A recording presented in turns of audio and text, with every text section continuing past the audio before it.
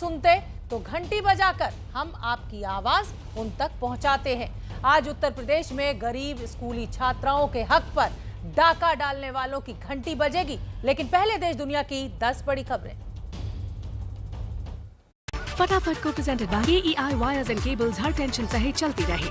Powered by signature global Aspire sector 95 Gurugram, क्योंकि अपना घर तो अपना ही होता है।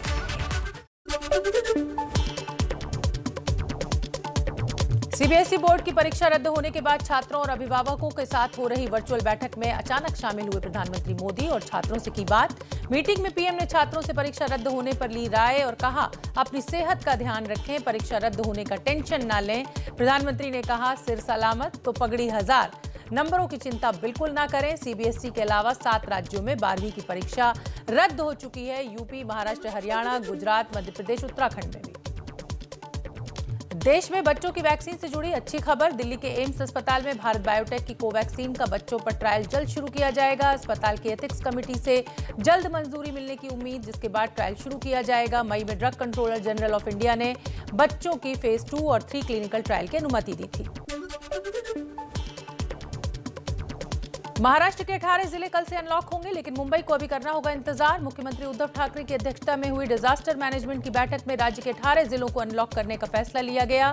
राज्य के जिन जिलों में पॉजिटिविटी रेट 5% से कम है, उन 18 जिलों में जिम, मॉल, रेस्टोरेंट, सैलून और थिएटर, फिल्म शूटिंग, शादी समारोह के लिए इजाजत दी गई।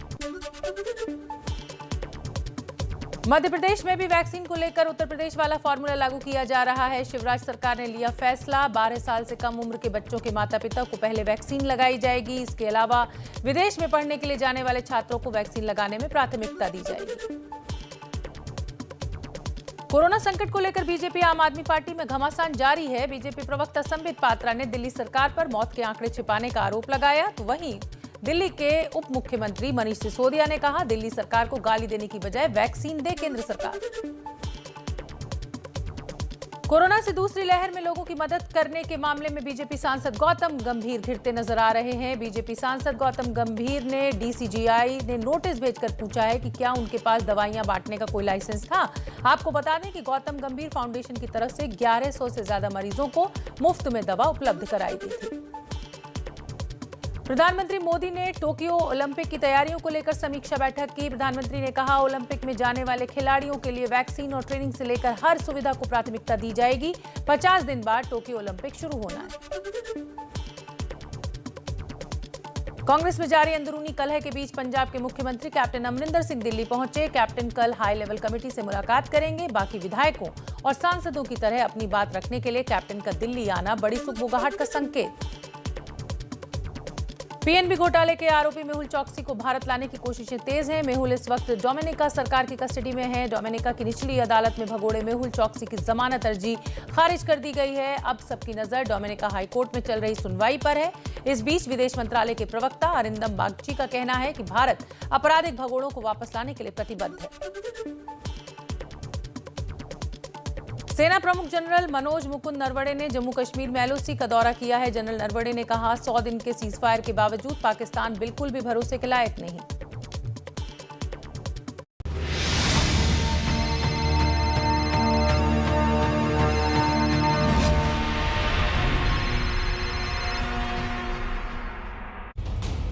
और अब वक्त घंटी बजाओ का।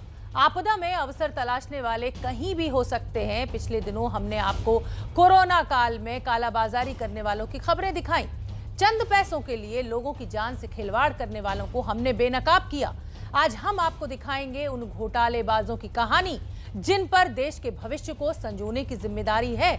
उत्तर प्रदेश में गरीब और पिछड़े वर्ग की लड़कियों के लिए कस्तूरबा गांधी बालिका आवासीय विद्यालय चलाए जाते हैं। इन स्कूलों में लड़कियों की मुफ्त शिक्षा के साथ साथ उनके रहने की भी व्यवस्था की जाती है, लेकिन इसके लिए सरकार स्कूलों को जो पैसा देती है उसकी भी लूट मची हुई है।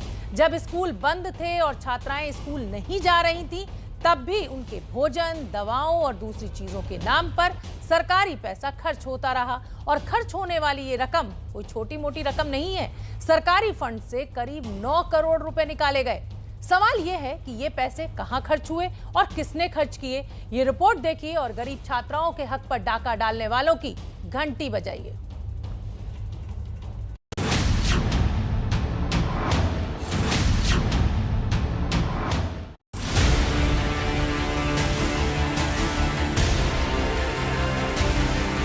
उत्तर प्रदेश के 18 जिलों में बनाए गए कस्तूरबा गांधी विद्यालयों में 9 करोड़ रुपए के घोटाले का मामला सामने आया है। 47 लाख रुपए उन्नाव जिले से निकाले गए हैं। हम इस मुद्दे की जांच करें, जो पैसा किस किस मद में मिला हुआ है, कितना खर्च हुआ है। 70 बच्चों का सर बट गया था, 20 बच्चों का बाकी होगा। रहन सहन, खाने पीने, दवाइयों और स्टेशनरी, इन मदों में ये पैसा निकाला गया है। शिक्षा मंत्री के अधीन आने वाले विद्यालयों में मिड डे मील में नमक रोटी दी जा रही है। कस्तूरबा गांधी विद्यालय, इनकी हालत आप देख ही रहे हैं, 9 करोड़ रुपए निकाल लिया। तो बच्चियां आई थीं और वहाँ विद्यालय में सब रहती थीं, रजिस्टरों में सब अंकित है, तो उसमें कोई घोटाला और इस तरीके का कोई बात नहीं है। ताजा आरोप है कस्तूरबा गांधी स्कूल से बालिकाओं की गैर मौजूदगी में उनके भरण पोषण के नाम पर पैसा निकालने का। यूपी के अलग अलग शहरों के ये वो स्कूल हैं जिनका मकसद गरीब और पिछड़े वर्ग की छात्राओं को शिक्षा का समान अवसर देना है। गरीब परिवारों की जो लड़कियां पैसे की कमी के कारण बीच में ही पढ़ाई छोड़ने को मजबूर हो जाती हैं, उन्हें एक बार फिर शिक्षा का मौका देने के लिए उत्तर प्रदेश के जिलों में खुले कस्तूरबा गांधी बालिका विद्यालयों में खास इंतजाम किया गया। आवासीय विद्यालय होने के नाते यहाँ कक्षा 6 से 8 तक की छात्राओं की न सिर्फ पढ़ाई होती है, बल्कि उनके रहने की भी व्यवस्था होती है। और चूंकि बच्चियां यहाँ रहती हैं, तो सरकार पढ़ाई समेत उनके सारे खर्चों के लिए स्कूल को बजट देती है। पर क्या आप सोच सकते हैं कि अधिकारी इस बजट पर भी अपनी नजर गड़ाए बैठे रहते हैं? स्कूली छात्राओं के हक के पैसे की ये लूट की कहानी बेहद चौंकाने वाली है। उत्तर प्रदेश के 18 जिलों में बनाए गए कस्तूरबा गांधी विद्यालयों में 9 करोड़ रुपए के घोटाले का मामला सामने आया है। सरकार पर आरोप लग रहे हैं कि ये 9 करोड़ रुपए उस वक्त निकाले गए जब इन विद्यालयों में रहने वाले अनुसूचित जाति और जनजाति और साथ ही साथ पिछड़ी जाति की जो बालिकाएं हैं वो मौजूद नहीं थी, और उनके खाने पीने, उनके स्टेशनरी, उनके मेडिकल खर्चों के नाम पर ये पैसा निकाला गया। मैं इस वक्त उन्नाव के कस्तूरबा गांधी विद्यालय में हूँ, जहाँ 100 बालिकाएं जो हैं वो इस हॉस्टल में रहती हैं, यहीं पढ़ती हैं। बड़ा अमाउंट है, 47 लाख रुपए, जो उन्नाव के 13 जो इस समय कार्यरत कस्तूरबा गांधी विद्यालय हैं उनमें इसी मद में पैसा निकाला गया है, चाहे वो खाने पीने का हो, मेडिकल का हो, स्टेशनरी का हो, इनका पैसा निकाला गया है। यानी जब पूरे प्रदेश में कोरोना का कोहराम मचा हुआ था, लोग जिंदगी की जंग लड़ रहे थे, तब यूपी के इन स्कूलों में एक बड़ा घोटाला चल रहा था। उन्नाव में कुल 17 कस्तूरबा गांधी विद्यालय हैं, जिनमें से 13 चालू हालत में हैं। कोरोना महामारी के वक्त ये विद्यालय भी बंद हो गए। स्कूल में रहने वाली छात्राओं को वापस घर भेज दिया गया, लेकिन स्कूलों में उनके नाम पर आने वाला पैसा फिर भी खर्च होता रहा। इसी की पड़ताल करने के लिए एबीपी न्यूज संवाददाता संजय त्रिपाठी उन्नाव के टीकरगढ़ी गांव में स्थित कस्तूरबा गांधी विद्यालय पहुंचे। स्कूल में सन्नाटा पसरा था, कुछ टीचर्स जरूर मौजूद थे। उनसे बातचीत में पता चला कि फिलहाल कोरोना के कारण छात्राएं स्कूल नहीं आ रही हैं, तो हमने उनसे छात्राओं के लिए आने वाले पैसे के खर्च के बारे में सवाल किया। उन्नाव के कस्तूरबा गांधी विद्यालय में मैं इस वक्त खड़ा हूं, जहां के जो टीचर हैं वो मेरे साथ मौजूद हैं, उनसे हम बात करेंगे। क्या नाम है आपका? आप थोड़ा आगे आ जाएं, बता दें। नाम बताइएगा। ये बताइए, बच्चे कब से नहीं आ रहे हैं यहाँ पर? 22 फरवरी को आए थे। हाँ। और फिर ये 24 मार्च में गए। 24 मार्च में? जी।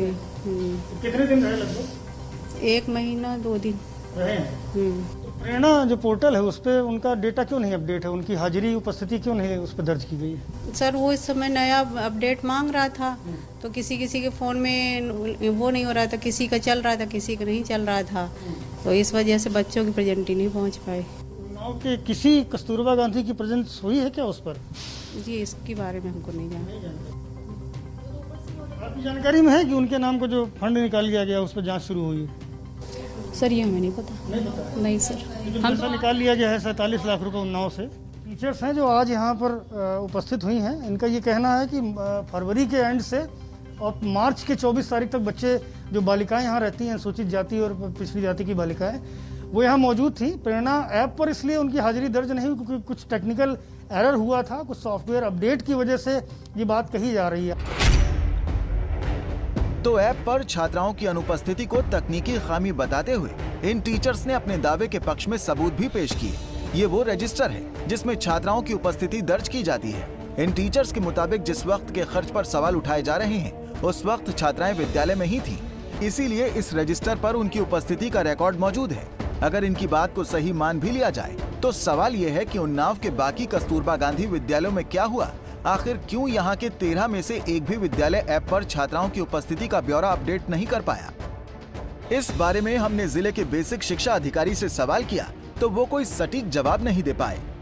की उपस्थिति प्रेरणा पोर्टल पर अंकित किया जाना था, वो वार्डन के द्वारा नहीं किया गया, जबकि रजिस्टरों में सब अंकित है और सभी उसमें साक्ष्य भी उपलब्ध हैं, तो उसमें कोई घोटाला और इस तरीके का कोई बात नहीं है। एक जगह अगर सर ये बात होती कि एक जगह ऐप पे अपलोड नहीं किया गया, मैं खुद गया हूँ एक स्कूल में, वहाँ दिखाया गया मुझे रजिस्टर में सारी चीज़ें हैं, लेकिन उन्नाव जिले के 13 जो कस्तूरबा गांधी विद्यालय हैं, 17 में से 13 वो चल रहे हैं और सभी जगह ऐसा ना किया जाना तमाम सवाल खड़े करते हैं। वही मेरा कहने का मतलब है ना कि इनको ये जनपद स्तर पे लगता है, इनको जो है डीसी को और वो वार्डन को जानकारी ठीक से नहीं थी कि इसको उस पर ऐप पे लोड करना है, इसलिए ऐसी स्थिति है।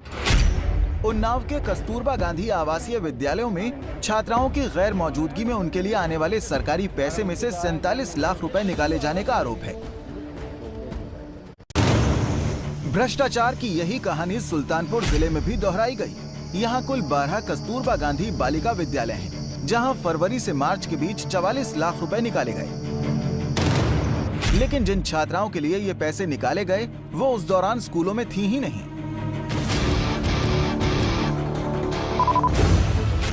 इन स्कूलों को साफ तौर पर यह निर्देश है कि वो तभी छात्राओं के खर्च के लिए दी जाने वाली रकम निकाल सकते हैं जब छात्राएं स्कूल में मौजूद हों और उनकी उपस्थिति का पूरा ब्यौरा प्रेरणा पोर्टल में दर्ज हो।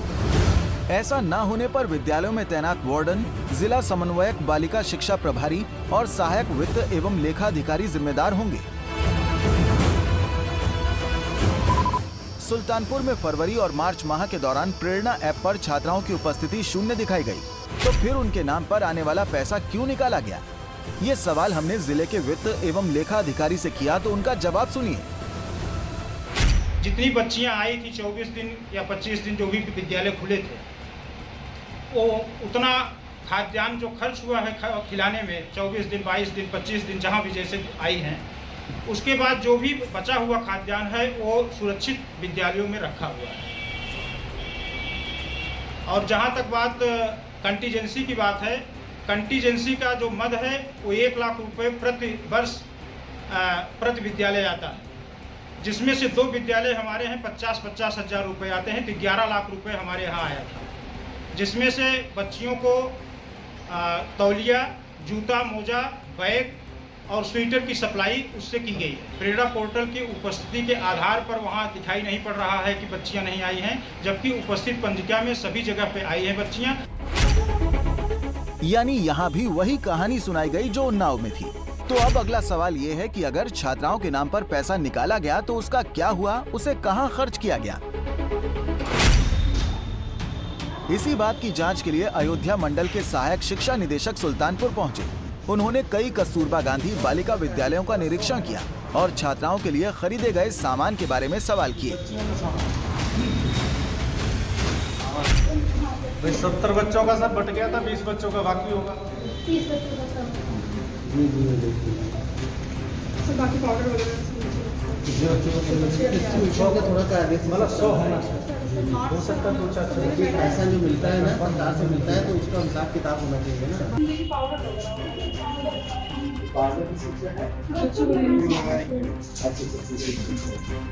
ये सभी बच्चों को सर एक पैकेट दे दीजिए, जब खत्म हो जाता है दोबारा परचेज कर दिया। मेडिकल कैंटीन का तो आपने सारा ही खर्च कर दिया। जी सर। इस निरीक्षण के दौरान विद्यालयों में भोजन सामग्री से लेकर स्टेशनरी और अटेंडेंस रजिस्टर को चेक किया गया। कुछ मदों में पूरे साल भर की मिलेगी, जैसे स्टेशनरी है या मेडिकल और स्टेशनरी के बारे में। इसी सिलसिले में जो पैसा, हम इस मुद्दे की जांच करेंगे, जो पैसा किस किस मद में मिला हुआ है, कितना खर्च हुआ है, जितना खर्च हुआ है, खर्च के बाद अगर कोई सामान जो आया है वो डिस्ट्रीब्यूट हुआ है कि नहीं, डिस्ट्रीब्यूट होने के बाद जो सामान बचा है वो सामान है कि नहीं है, वहाँ पे स्टाक पंजिका में उसकी एंट्री है, इन्हीं चीज़ों की हम जांच कर रहे हैं। आवासीय विद्यालयों में हो रही इस जांच से स्कूलों में हड़कंप मचा हुआ है। लाखों रुपए के खर्च से जुड़े रिकॉर्ड्स खंगाले जा रहे हैं। इसमें कमेटी गठित करके जांच के लिए बीएससी साहब को बोला गया है। इसकी जांच के लिए वो 3 दिन का समय मांगा उन्होंने। जैसी ही जो रिपोर्ट आती है उसके आधार पे जांच करवा के फिर अग्रिम कार्रवाई की जाएगी। दरअसल कस्तूरबा गांधी बालिका विद्यालयों में हो रहे इस फर्जीवाड़े का खुलासा तब हुआ जब आवंटित रकम का हिसाब किताब शुरू हुआ। पता चला कि उत्तर प्रदेश के 18 जिलों में करीब 9 करोड़ रुपए की बंदरबांट हुई। छात्राओं की उपस्थिति में उलटफेर कर अधिकारियों ने पैसा हजम कर लिया। मामला पकड़ में आते ही राज्य परियोजना निदेशक ने जांच के आदेश दिए। आदेश में कहा गया कि प्रेरणा पोर्टल पर छात्राओं की उपस्थिति दर्ज किए बिना उनके नाम पर निकाला गया पैसा वित्तीय अनियमितता की श्रेणी में आता है। इसे लेकर संबंधित जिले के बेसिक शिक्षा अधिकारियों को जवाब देना होगा। आपने पूरी ये रिपोर्ट देखी। सवाल ये है कि अगर घोटाला हुआ है तो उसके लिए क्या सिर्फ कस्तूरबा गांधी बालिका आवासीय विद्यालयों और जिले के कुछ अधिकारी ही जिम्मेदार हैं या फिर इसके तार ऊपर तक जुड़े हुए हैं?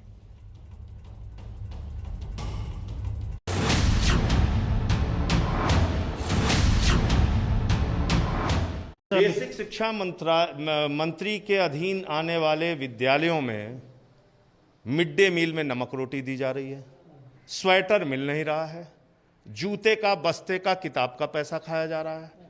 अभी उनके अधीन आने वाले ये कस्तूरबा गांधी विद्यालय, इनकी हालत आप देख ही रहे हैं, 9 करोड़ रुपए निकाल लिया।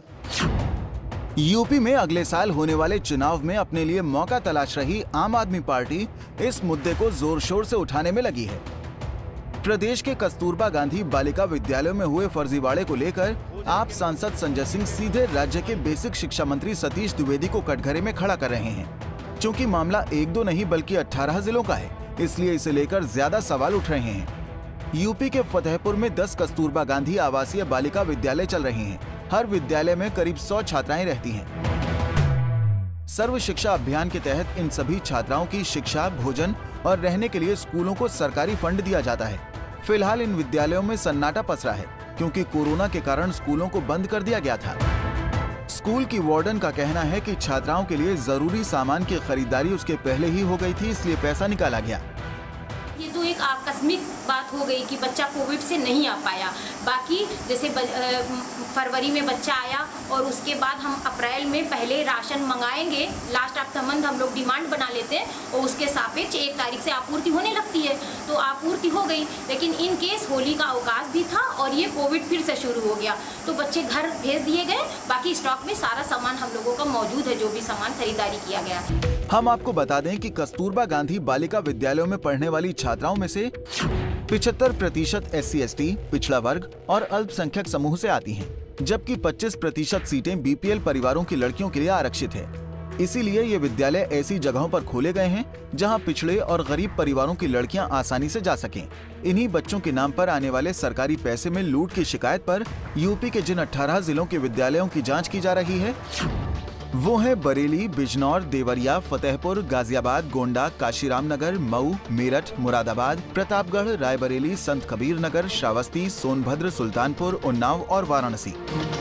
इनमें से सबसे ज्यादा 96 लाख रुपए गोंडा के कस्तूरबा गांधी विद्यालयों में खर्च किए गए। उसके बाद बरेली में 84 लाख, प्रतापगढ़ में 76 लाख और बिजनौर में 74 लाख रुपए निकाले गए। इस तरह से पूरे प्रदेश में गरीब छात्राओं के भोजन, दवाओं, स्टेशनरी और अन्य सामान के नाम पर करीब 9 करोड़ रुपए निकाले गए। पर क्या इसे वाकई छात्राओं पर खर्च किया गया या फिर पूरी रकम अधिकारियों की जेब में गई? इसकी जांच शुरू हो गई है।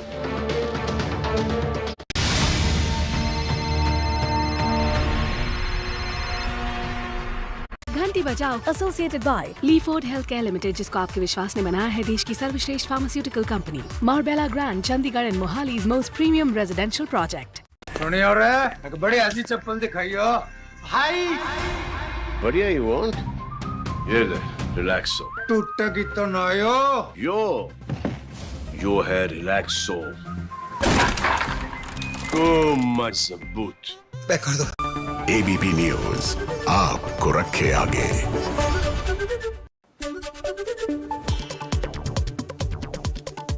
कानपुर कांड के 24 घंटे बीत जाने के बाद भी फरार बीजेपी नेता नारायण सिंह का नहीं मिला कोई सुराग। हिस्ट्री शीटर मनोज की भी तलाश जारी।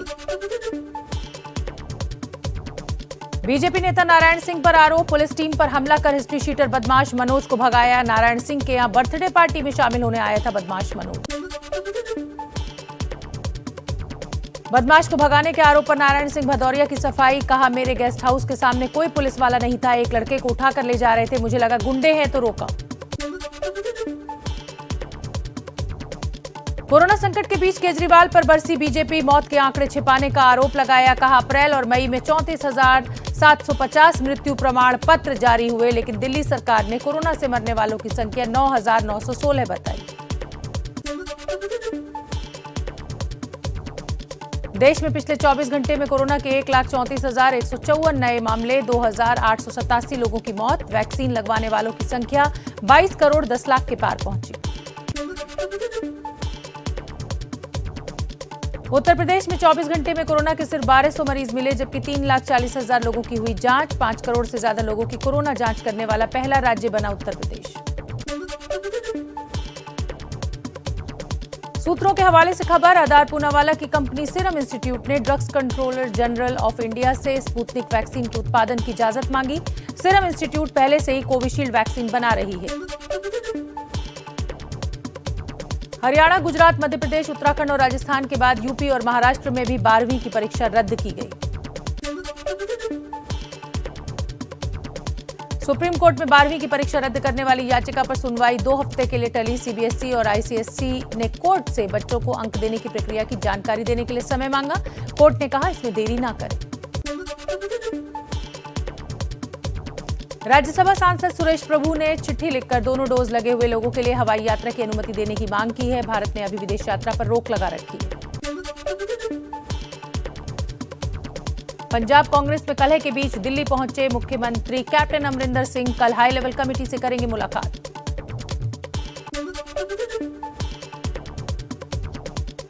डोमिनिका की निचली अदालत में भगोड़े मेहुल चौकसी की जमानत अर्जी खारिज। हाईकोर्ट में शाम को फिर होगी सुनवाई। एबीपी न्यूज से बोली मेहुल की पत्नी, जांच में सहयोग के लिए तैयार, लेकिन भारत में नहीं। व्हाट्सएप पर केंद्र एबीपी न्यूज आपको रखे आगे।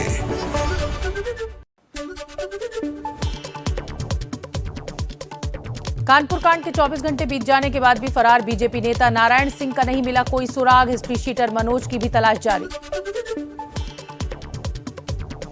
बीजेपी नेता नारायण सिंह पर आरोप, पुलिस टीम पर हमला कर हिस्ट्री शीटर बदमाश मनोज को भगाया। नारायण सिंह के यहां बर्थडे पार्टी में शामिल होने आया था बदमाश मनोज। हिस्ट्री शीटर का हिसाब कब? शाम 7:30 बजे, भारत की बात, सिर्फ एबीपी न्यूज पर। ब्रेक के बाद स्वागत है आपका। आप देख रहे हैं घंटी बजाओ। कोरोना के आंकड़े में कमी जरूर आई है, लेकिन किसी भी तरीके की कोई लापरवाही नहीं बरतनी है। एबीपी न्यूज की आपसे यही अपील, मास्क जरूर लगाइए, हाथ धोते रहिए और सोशल डिस्टेंसिंग का पालन कीजिए। तो फिलहाल घंटी बजाओ में मुझे दीजिए इजाजत। भारत की बात ब्रेक के बाद। Coming up, presented by Sweetie Sapari, मस्ती भरा एहसास।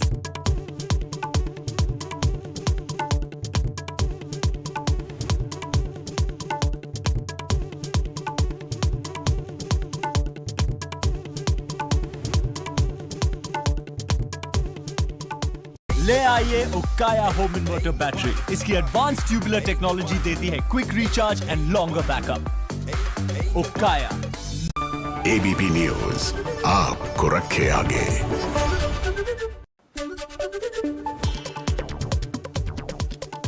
कानपुर कांड के 24 घंटे बीत जाने के बाद भी फरार बीजेपी नेता नारायण सिंह का नहीं मिला कोई सुराग। हिस्ट्री शीटर मनोज की भी तलाश जारी। बीजेपी नेता नारायण सिंह पर आरोप, पुलिस टीम पर हमला कर हिस्ट्री शीटर बदमाश मनोज को भगाया। नारायण सिंह के यहां बर्थडे पार्टी में शामिल होने आया था बदमाश मनोज। बदमाश को भगाने के आरोप पर नारायण सिंह भदौरिया की सफाई, कहा मेरे गेस्ट हाउस के सामने कोई पुलिस वाला नहीं था, एक लड़के को उठाकर ले जा रहे थे, मुझे लगा गुंडे हैं तो रोका। कोरोना संकट के बीच केजरीवाल पर बरसी बीजेपी, मौत के आंकड़े छिपाने का आरोप लगाया। कहा अप्रैल और मई में 34,750 मृत्यु प्रमाण पत्र जारी हुए, लेकिन दिल्ली सरकार ने कोरोना से मरने वालों की संख्या 9,916 बताई। देश में पिछले 24 घंटे में कोरोना के 1,34,154 नए मामले, 2,887 लोगों की मौत, वैक्सीन लगवाने वालों की संख्या 22 करोड़ 10 लाख के पार पहुंची। उत्तर प्रदेश में 24 घंटे में कोरोना के सिर्फ 1200 मरीज मिले, जबकि 3,40,000 लोगों की हुई जांच। 5 करोड़ से ज्यादा लोगों की कोरोना जांच करने वाला पहला राज्य बना उत्तर प्रदेश। सूत्रों के हवाले से खबर, आधार पूनावाला की कंपनी सीरम इंस्टीट्यूट ने drugs controller general of India से स्पुतनिक वैक्सीन के उत्पादन की इजाजत मांगी। सीरम इंस्टीट्यूट पहले से ही कोविशील्ड वैक्सीन बना रही है। हरियाणा, गुजरात, मध्य प्रदेश, उत्तराखंड और राजस्थान के बाद यूपी और महाराष्ट्र में भी 12वीं की परीक्षा रद्द की गई। सुप्रीम कोर्ट में 12वीं की परीक्षा रद्द करने वाली याचिका पर सुनवाई 2 हफ्ते के लिए टली। सीबीएसई और आईसीएसई ने कोर्ट से बच्चों को अंक देने की प्रक्रिया की जानकारी देने के लिए समय मांगा। कोर्ट ने कहा इसमें देरी ना करें। राज्यसभा सांसद सुरेश प्रभु ने चिट्ठी लिखकर दोनों डोज लगे हुए लोगों के लिए हवाई यात्रा की अनुमति देने की मांग की है। भारत ने अभी विदेश यात्रा पर रोक लगा रखी है। पंजाब कांग्रेस में कलह के बीच दिल्ली पहुंचे मुख्यमंत्री कैप्टन अमरिंदर सिंह कल हाई लेवल कमेटी से करेंगे मुलाकात।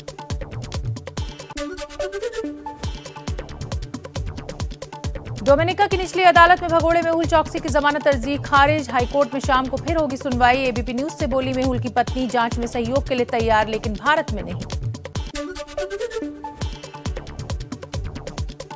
व्हाट्सएप पर केंद्र सरकार का बड़ा आरोप, दिल्ली हाईकोर्ट में हलफनामा देकर कहा यूजर का डाटा शिफ्ट करने की फिराक में सोशल मीडिया कंपनी, इसी वजह से नियम मानने का नोटिफिकेशन दिया जा रहा है।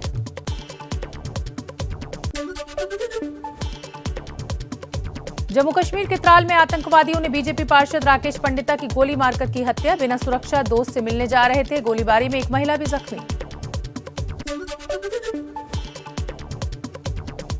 खाद घोटाले में ईडी ने आरजेडी के सांसद अमरिंदर धारी सिंह को दिल्ली के डिफेंस कॉलोनी से किया गिरफ्तार। एडी सिंह पर अपनी उर्वरक कंपनी के जरिए मनी लॉन्ड्रिंग करने का है आरोप। नीतीश कुमार को जेल भिजवाने की धमकी देने वाले बीजेपी एमएलसी टुन्ना पांडे को पार्टी ने दिया नोटिस। आरजेडी ने टुन्ना को पार्टी में आने का दिया न्योता। जम्मू कश्मीर के बारामूला में 124 साल की राहती बेगम ने लगवाई कोरोना की वैक्सीन। राहती का जन्म 1897 में होने का दावा। बिहार के मुजफ्फरपुर में इलाज के बिना 8 साल की बच्ची की तड़प कर मौत। पिता कई घंटे बेटी